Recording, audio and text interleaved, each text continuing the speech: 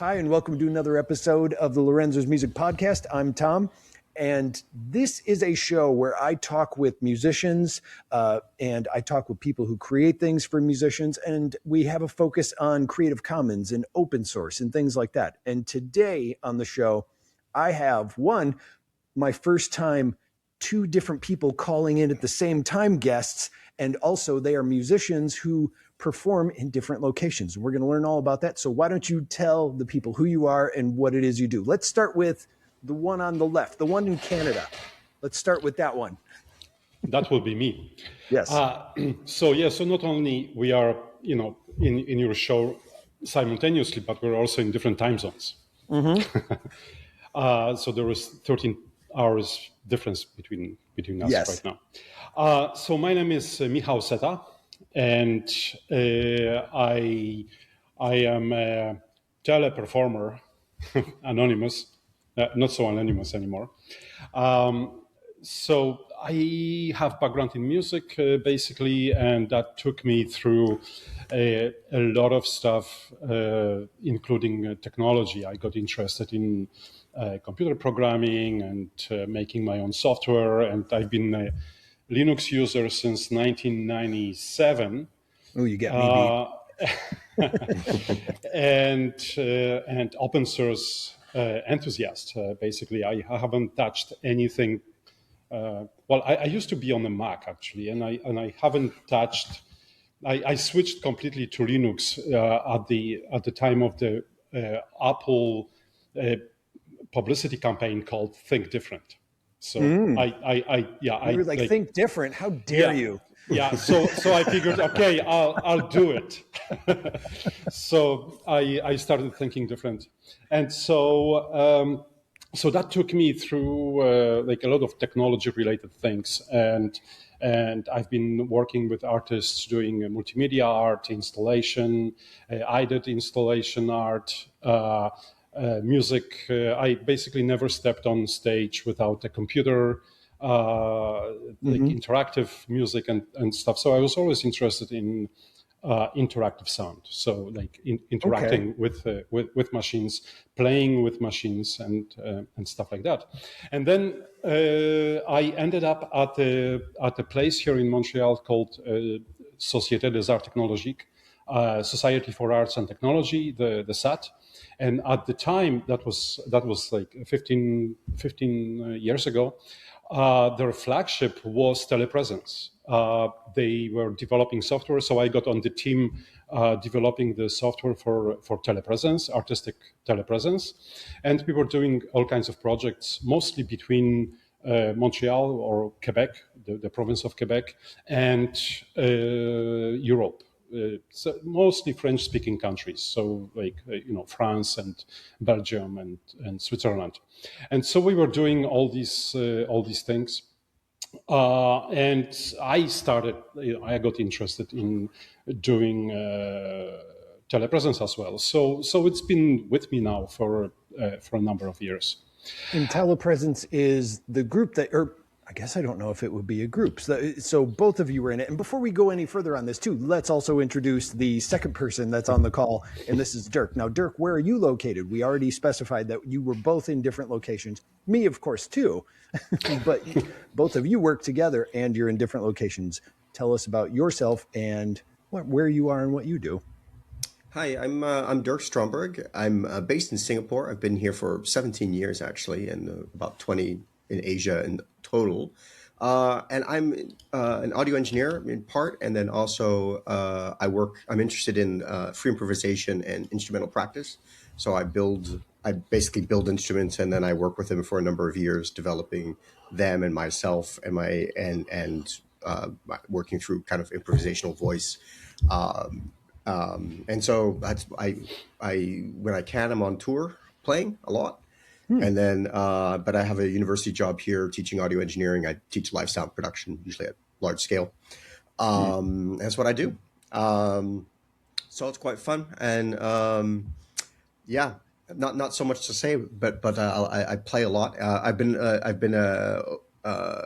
Linux user since 2006, which was still pretty gnarly back then. There you go. That's where I was.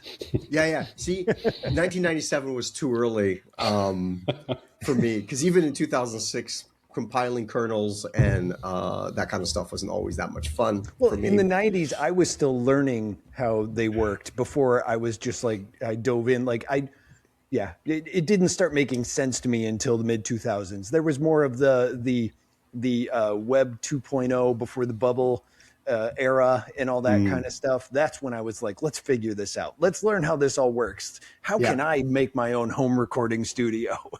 Yeah. And I switched to Linux because I'd actually, I was a Mac user, and I had a hard drive burnout, and I had all sorts of issues getting software reauthorized. Like software I'd purchased things like, Pro Tools, Max MSP, Sibelius, all these things. And I was like, hey, fine. Right. Then I'm done with you guys, because I've paid, a lot of money for that stuff. And especially for being in my early 20s or mid 20s, something like that, late 20s.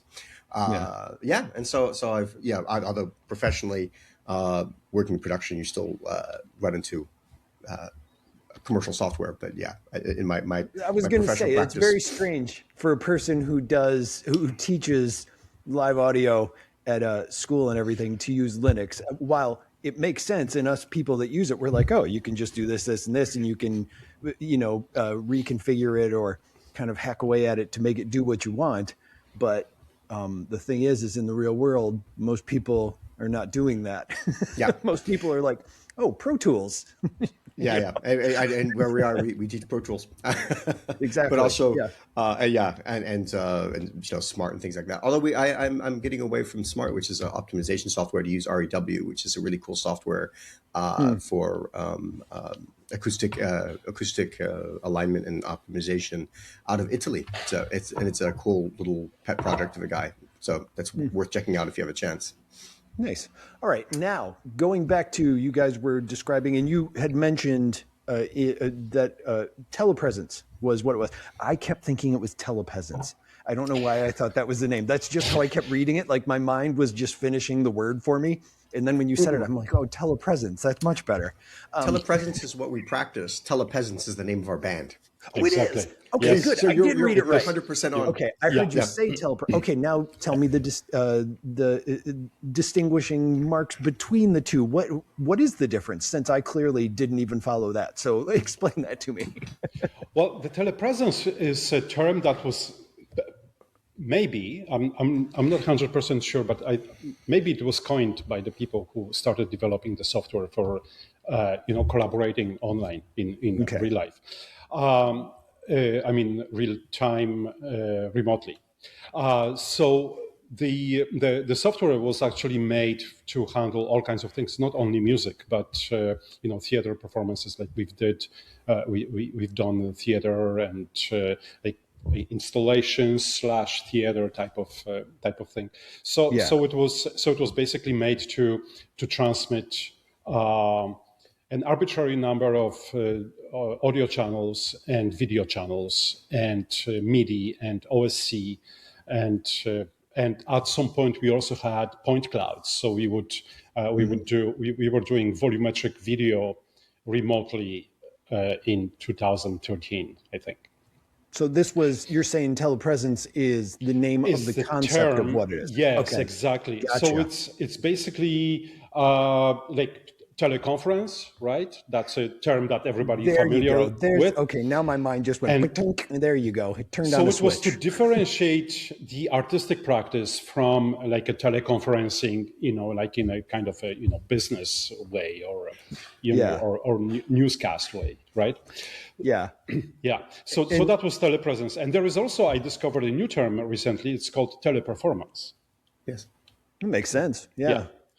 And so in telepresence, what we're trying to do is kind of rethink about how we are together in these new spaces. So sometimes it's so what is our sense of presence, whether we're in the same space, if we're in different spaces, and then we work with other people, sometimes hybrid. So a couple of us might be together, and then we might be in different spaces. So we could be, you could have up to, I think with Count Zepete, we had up to, 17 people. 10 10 people. That was the most? Always Yeah. seemed like a lot. No, I think the most was 11. 11. And what is this experience? And then how do you present that experience? How does Right. is it just watching a video online, or so we've been working with virtual spaces and in different ways of trying to create a different way of existing and being together. What is our presence over the network? And so to give some background on how we got into this, how I came to learn about you guys was I've been posting, I've just been sharing like short videos about how my band sets up our live stream and about how we use open source in Ubuntu Studio and all this kind of stuff. And I'm just sharing it, just making it just one of those things where it's like, hey, we're an open source band. And it's like, I want to share what we do. And you guys saw one of my videos and had replied to it, and then were telling me about what you were doing and about a setup that you do and about I don't even remember what the exact conversation was, but essentially it was you were talking about working remotely, and I'm like, okay, really? And you were saying actual remotely. Like I had created a way to work remotely with my band by I discovered a way that we could actually share full DAW Ardor sessions on GitHub with each other and collaborate and be able to mix like the full session. And the whole thing where everybody had responded to me, sorry, just a little backstory. Everybody had responded to me, of course you can do that. And I'm like, yeah, but are you doing it with other people? And they're like, well, no, I back up my own stuff. And it's like, then you're not recording remotely. You're just saving it and versioning it. The trick is, and this was an aha moment, is you create branches and then you continue to create branches from that branch. So you never have to merge code. That's because it was like, oh, I was thinking about it like GitHub. The way to actually collaborate online with GitHub or Git in general is go, okay, I'm going to record a guitar line, then create a branch for guitar line. Then everybody moves to that branch. And then when somebody wants to record something else, you create a branch from the next one and you keep going. And then also you have this nice little like actual timeline of you can go back at any time and redo it. Anyway, that was my remote concept. And then I spoke with you guys and you're like, well, no, we're actually collaborating remotely. So, we play. Yeah. And I was like, well, let's talk about this because you told me about telepresence and then the concept of the fact that it's actually remote with MIDI. And I was like, duh. Of course, that's real-time stuff. So now explain to me how this came about and how you do it. So the genesis of this is that when the pandemic hit, a network music festival reactivated. So there was this network music festival that was running out of Birmingham in the UK, where people were gathering and doing, stuff, remotely or almost remotely or something like this. And we, with some colleagues that I was working at the Seta at the time, we participated in the 2013 or 14 edition, and then they shut down because they had no funding. And when the pandemic hit, suddenly they got funding, and suddenly this kind of practice became pertinent, right? Like everybody was stuck at home, and a lot of people were trying to make music, and so we submitted a project. We formed a kind of a collective called K-On CPT, and we submitted a project. There was just a description. They took it, and so I composed a piece that used a kind of a score that was shared between the musicians, and started recruiting people to play with me. So I was kind of handpicking people that I knew. So there was this group that I knew that were kind of tech savvy here in Montreal, and they were all on board. And then I was picking out some people who I knew were not afraid of technology, because it was a kind of like you needed to do a bit of like, not be afraid of the computer, right? Yeah. And so I've recruited a bunch of people, and one of my friends who lives in Alberta, Canada, he said, "Oh, can I invite this guy, Dirk Stromberg? He lives in Singapore, and I think he will love it." And so we met online in 2020 for this project, and the project took place. We played that festival. We played a bunch of other festivals. I think we did like 6 or 7 gigs, with that project between like 2020 and 2021. Like you were all in the same place festival, or you were doing it with people coming in remotely festival? It was all remote. It was all remote. Okay. Yeah, so we were all playing from our living rooms or whatever place we had. Okay. We were spread over 14 time zones. So from Singapore, and once there was someone in Japan. So from Singapore or Japan all the way to Portland, Oregon. Okay. A 10-piece band. We had 2 concerts in Europe. And so that was hard to coordinate. Dirk played like at 3 a.m. or something like that.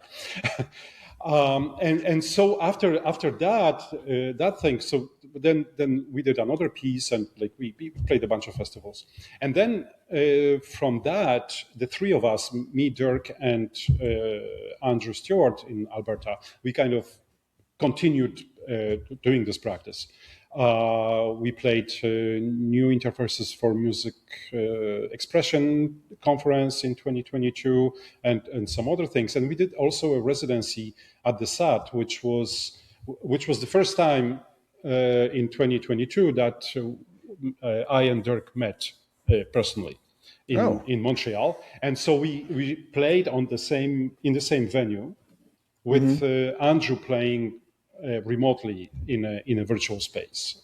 We used Mozilla Hubs at the time, and it's funny. I listened to the other podcast with the guy playing from the VR cafe or something, VR thing, and so that was like, oh yeah, we did that, And, it was like and that's what's interesting about this is when you explained the concept of this, and you sent me some videos.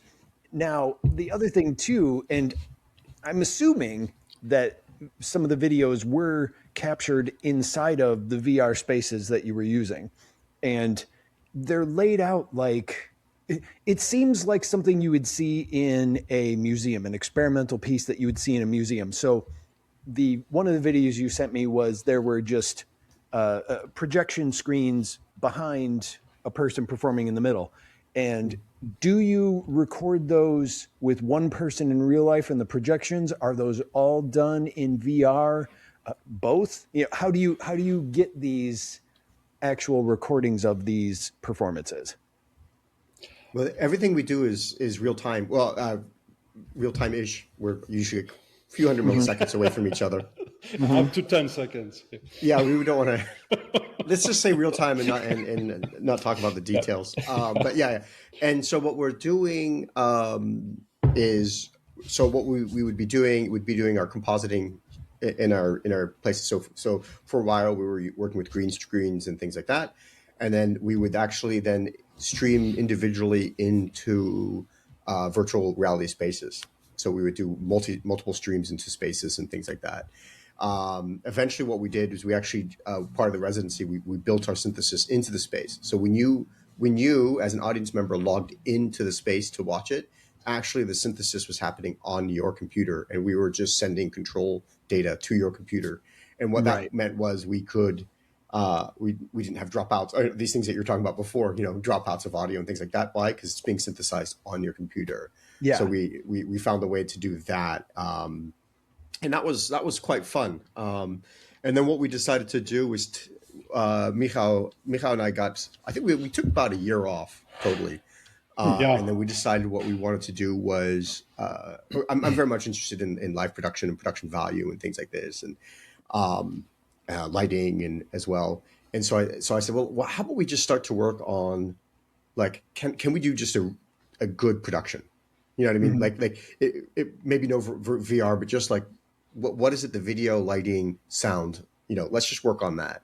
And we kind of, in a way, started a very basic system, and we started to kind of build up from that, build back up. And that's been an interesting process that we've been working on for over 2 years now of rebuilding it. If I'm either over two or over 3.5 years. Yeah, it's been since 2023. Yeah. So we've been working on rebuilding that. And so it started off really from a production perspective of just how do you create a good performance online and just audio, video, nothing fancy, And then just in the last few months, we got back into building a new virtual space. But now with everything that we've learned through our process, and the virtual space also having kind of a different function, it's more of a way for us, instead of kind of presenting us in spaces with videos, with, it's more like actually us being within kind of more of a virtual space. So it has some elements of our original idea, a lot less latency. It's a lot more efficient, a lot slicker. And we can actually now have better production values within what we're doing as well, which was something I think we wanted to look at, and so on. Yeah. Is this something you're building all yourself? Are you using other elements? Because I know when we did speak on through messaging on Mastodon, and you shared the doc with me that you guys had been working on for this process that you're talking about, explaining the process, it was kind of like, I want to say thesis, I don't know what I would call it, but it was, you sent me a doc that explained the concept to me more. And first of all, a lot of reading, but I got it. Did you actually read it? Homework, but no, I did. And a lot of it, I know a lot of it was based on Mozilla Hubs, which I looked up. I'm like, I've never heard of this, and looked it up. It seems that it's not around anymore. So now you're talking about rebuilding the space and the virtual reality. Are you actually building your own version? Are you taking elements from other things and creating your own? Like, is this fully a let's start again from the ground up process, or are you using other elements elsewhere? No, I mean, it would be silly to start from scratch everything that we're trying to do. So we're actually building pipelines with software that that we know and all this. So for me personally, it always was very important to use open source software. So that's one of the reasons we used Mozilla Hubs, because it was open source. It still is. Mozilla dropped the project, but other people have picked it up, and it's still being developed. It's like a community development happening right now. But it had all kinds of limitations as well. So like, it was good for some things, but not so good for other. So we use basically software that we know, and then we just write. We just do the plumbing. We write some code that we need to write, scripts or whatnot. So for example, for audio schlepping. For collaborating with audio, we use Sonobus right now, and so it's a project for collaborating, playing online. We've used Jack Trip at some point. I was going to ask you about that. I only just recently learned about Jack Trip. Yeah, so Dirk is a Jack Trip ninja. Oh, really? Okay. Yeah. And for the 10-piece band, we used a plugin in Reaper called Ninja. Which makes you play with the click track, and you can actually play in time. How does that work? Tell me more about that. I'm sorry, you just piqued my interest there. What's that? You play in displaced time. So everybody plays beat one, but your beat one might be a measure ahead or a measure behind my beat one. So what it does is it resyncs everybody, and so it figures out everybody's latency through pinging, and then places them within a measure that works. That makes sense. That's kind of what I was going to guess. Yeah. Okay. Yeah. So the basically you define what is that delay, which usually it will be like a measure or two measures or something. It's a musical time that you define that this will be the boundary, and everybody is on a downbeat, but not necessarily in the same measure. Basically. Yeah, like it's a lot of math, calculating over the bandwidth and all that kind of stuff, and guessing that, I suppose. That's my loose interpretation of what you're telling me. Yeah, I think there is not much guessing. It's just deciding who I will delay, and Okay, all right. Yeah, it's pre AI. Okay. Now, you do these. You're doing these. Well, actually, I guess I didn't really catch what kind of virtual, what kind of VR you're actually using nowadays. Yes. So now I'm using a game engine called Godot. Godot. Yeah. Okay. So it's basically an environment for developing games, video games, and you can do both 3D and 2D. And so we're using Godot to build like a 3D scene inside it, and then through some custom software developed by a friend of mine, we're schlepping video into Godot in real time, because Godot is not yet there. So we had to do a bit of hacks to make it happen. So we can put the so we usually, like when we started playing with Dirk a couple of years ago, like back, trying to think as he described. So we also got into using several video cameras at the same time, so we can switch between different points of view and things like that. And sometimes it was crazy, like we had up to 5 cameras up, and we were doing crazy things. And so this is something that kind of becomes tricky when you're trying to do, especially while performing, right? We don't have a tech crew, so we're trying to manage all this. Most bands don't, to be honest. So it's a bit of gymnastics, but so what we do is that we basically have the audio going through the audio software, whatever we decide to use, and then the video that goes through the VR space. So that we started building now in Godot, and then the output of the game engine is being sent to, broadcasted to whatever venue that we are playing in. Okay.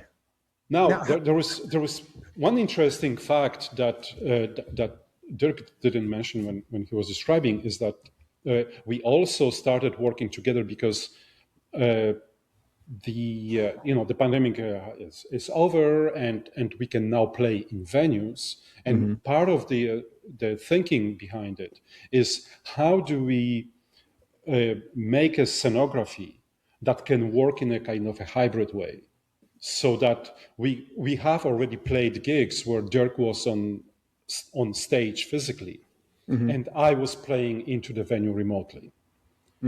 So this is also part of the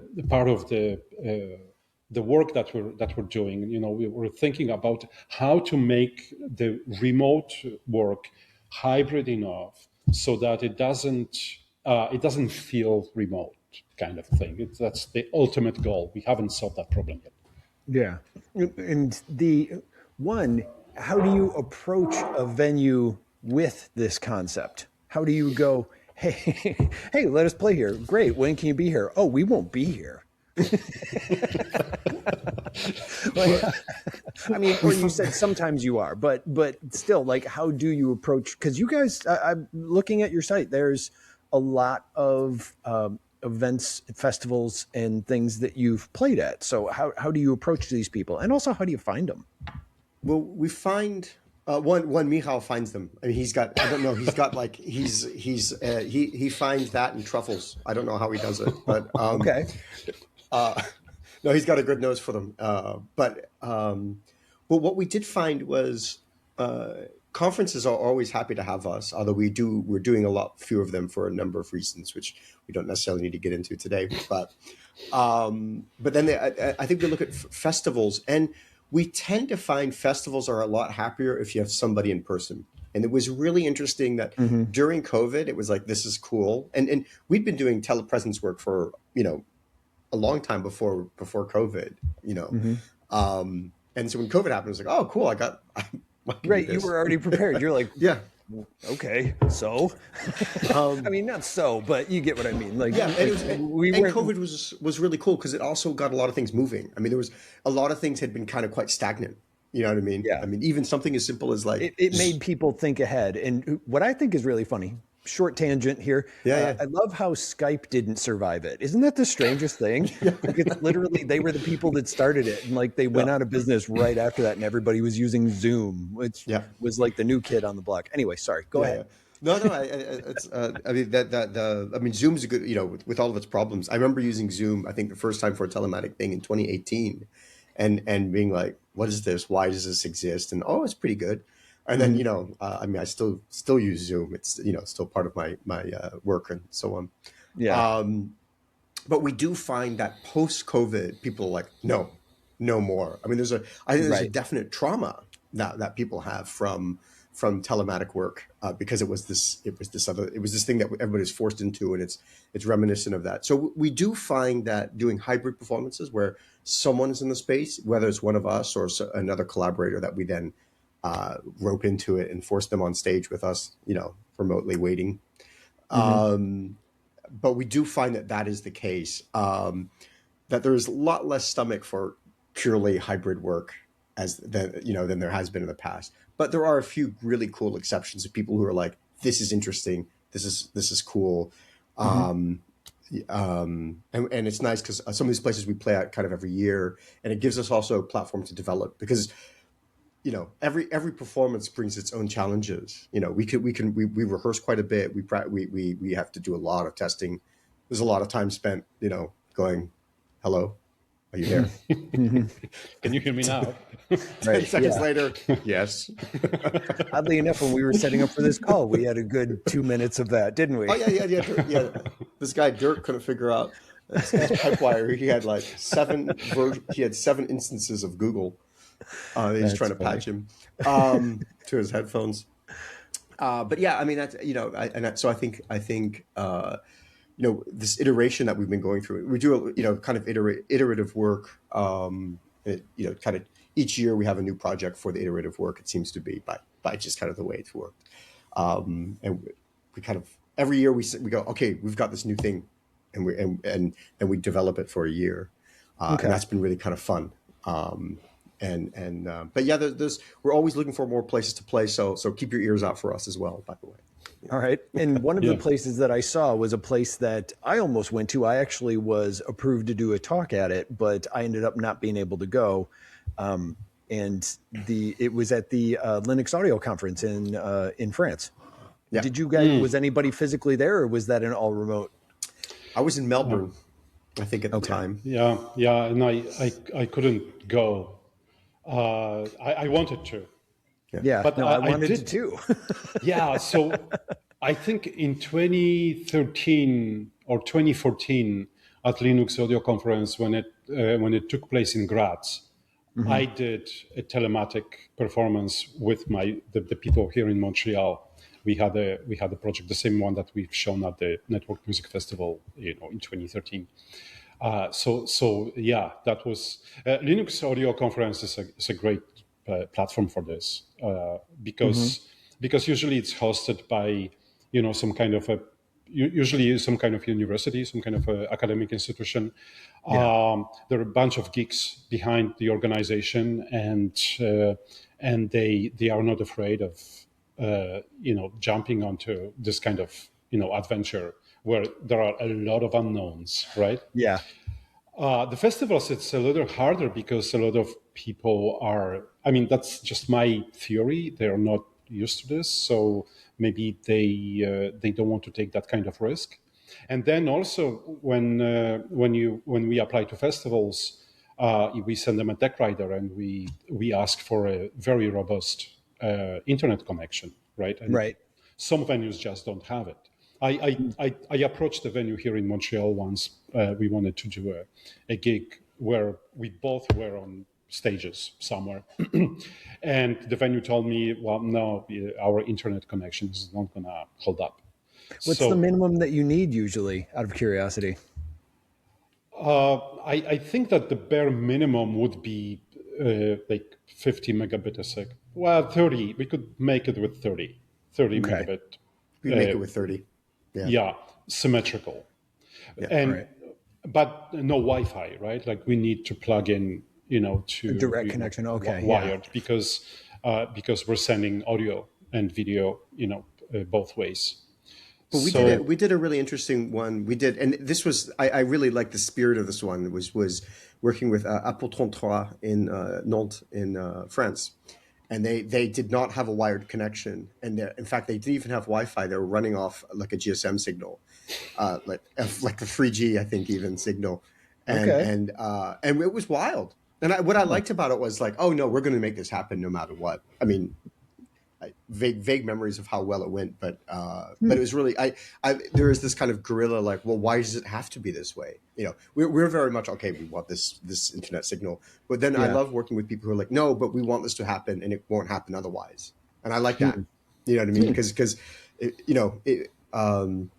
if it's only for people who have fast internet connections, and we're limiting on so many things. So it's quite things like that are quite fun too.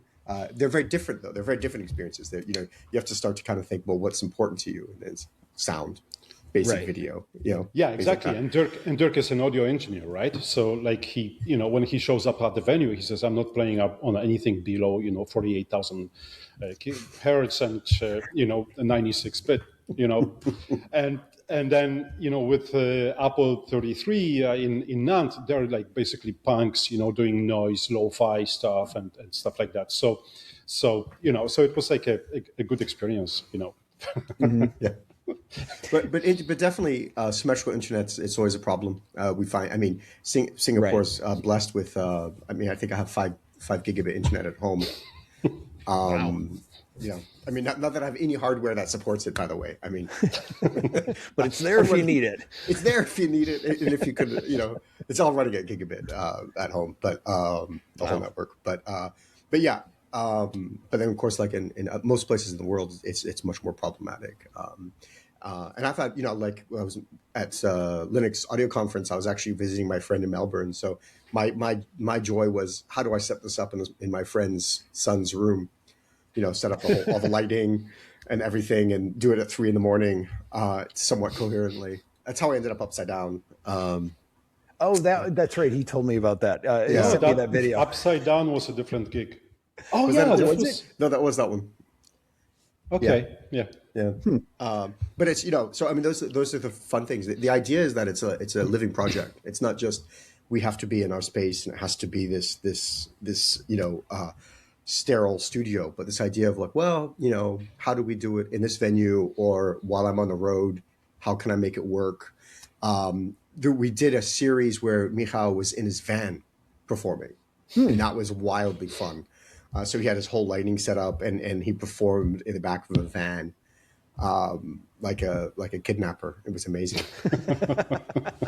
Kidnapping himself, kidnapping the music. No, but here's another thing too. Now, while yes, setting up remotely, clearly it's one of those things where everybody's like, oh, it'd be so great if I don't have to go anywhere. But it also is, you also don't have an excuse if you're saying, oh, I'm not home though. How am I going to do this? So you have to set up.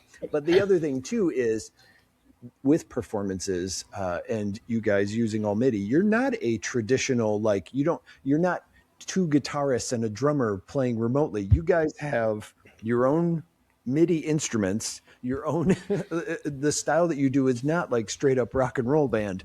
So tell me about, first of all, the instruments that you both use. I have an instrument, it's called the Fry Prone. So I started building instruments, let's say by my current perspective, about 2009 was when I started building instruments. And so I built an instrument that is designed to be flexible, agile, tourable, and controllable. It's basically my guidelines for it. So it's so it can play kind of, it's very wild or quite melodic or anything. And it's an instrument that I built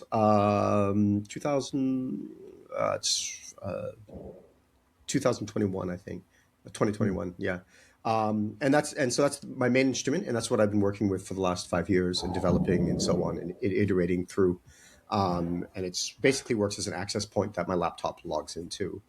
So it works as a controller, I think, is what people would say. Although it's quite integrated into the software to a point where it'd be very hard to extract it without having to redevelop something pretty a bit tedious.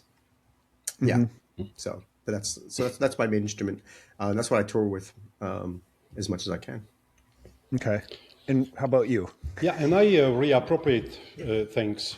I don't build my own instruments. At first, I played with a guitar, an electric guitar, maybe with some effects and stuff like that. And then also at some point, I was playing There he goes. It's called the T-Stick. Okay. It's a kind of a prototype. It's been a prototype for now probably over a decade. It's developed at McGill University in Montreal, and so it's basically a PVC pipe with a bunch of sensors inside. Accelerometer, gyroscope, touch sensors. So it matters where you touch it, and a force sensor. So it matters how you squeeze it. Okay, so now you're saying touch it, squeeze it, or everything I just said sounded perverted. But you get what I'm saying. It's touch. But so what? How? I don't know. I don't even know how to phrase this question. I'm just going to say how. Yeah, so it's those bunch of electronics, and they send signals. It's basically they send OSC messages with values, associated like with tapping those on sensors. it. Yeah, you can swing it. You can jab. You can you can caress it like this. Of course. or go like that. And so basically. When we're talking about it, it reminds me of that Nickelodeon toy that was called like Bop It, Squeeze It, Kick It. It was just this thing that just made a bunch of noises. And when we're talking about it, that's what I keep thinking of while we're saying it. Oh, I never knew about that one. I'm gonna have to research it. So that was part of my adventure. I did a couple of pieces of this, and I was also improvising with it. And then at some point, I got a Steam Deck. I don't have it here with me, but okay, it's a handheld gaming console. Yeah, and so the nice thing about Steam Deck is it runs Linux, and so you can use it like in a desktop mode, basically. So when my laptop died, that was my laptop. Basically, that was my my computer, and so I figured, okay, now like I do all this work with Godot game engine, and I do my synthesis with Super Collider. So and I developed this very complicated software in Super Collider to do audio specialization, so it can adapt to any configuration of audio speakers, so it can play like on multiple audio speakers and things like that. And it connects to a 3D game engine. So basically I treat sound as an object that I schlep around in space. Okay. And so I figured that's like a perfect thing for me. And so this is my instrument now. I play the Steam Deck that runs Super Collider and Godot, and basically just doing synthesis on the instrument directly. And I can connect to the internet via there is a USB-C jack, so with a dongle I can connect a wired internet, so I'm not limited just to Wi-Fi, and that's how I do it now. Now, this discussion that we've had about what you do and how you create, and then plus with the background that you both have, I feel like this is the type of project that gets funding. Do you guys find funding for this? Do you just do it for fun? I don't know. It sounds like an experimental thing where people be like, we got a grant from some arts organization. But with the guffaws, you're doing what most musicians do and go, we don't get paid for doing this. we have the first part of funding. We have a lot of fun. But we've not done well. Wordplay. I'm sorry. Well sorry. No, I mean, I'm lucky. I do get funding from my university to work on projects, and we've had a few. I mean, we've had some residencies and so on. But some less than you would think. So no grants or anything like that. You're not being awarded art grants or having. I guess it wouldn't be an installation somewhere. Well, it could be. See, the reason I bring that up is because some of your performances, the way they are in VR and what I spoke of earlier with the different things happening, like they'll be on the wall, but it's actually in a VR place. It looks like an installation that would be at one of the museum, like the Milwaukee Museum here or something like that. It just looks like something that would be there. So my mind instantly went to, oh, is this something where you're able to utilize that and actually go, when people go, but is it art? You can go, yes, it is. We have funding. Yeah, that's how you. So we finally found a good definition of art. Was it funded by somebody or not? That actually just popped into my head as I was doing it, and I'm like, "This is going to be funny," and it was. Thank you. But I was just curious if that was an option, but it sounds like no. So there you go. Yeah, I actually tried. In Canada, there is a bit of public funding. Canada has funding for all kinds of art things. I'm almost jealous of the funding people get from Canada a lot of the time. Yeah, but in some cases, the complication is that Dirk is not Canadian, doesn't live in Canada, so it's hard to fund a project that's international in this way. But I also haven't put a lot of effort into that. I tried one avenue, and it was very complicated. So basically, on my end, I just funded myself. But we actually made some money since 2020. We did we made about $300, I think. Yeah. There you go. All right. Actually, in musician terms, especially indie musicians, you guys can quit your day jobs now. We're considering it. Yeah. Yeah. Cost of living in Singapore is so low. Exactly.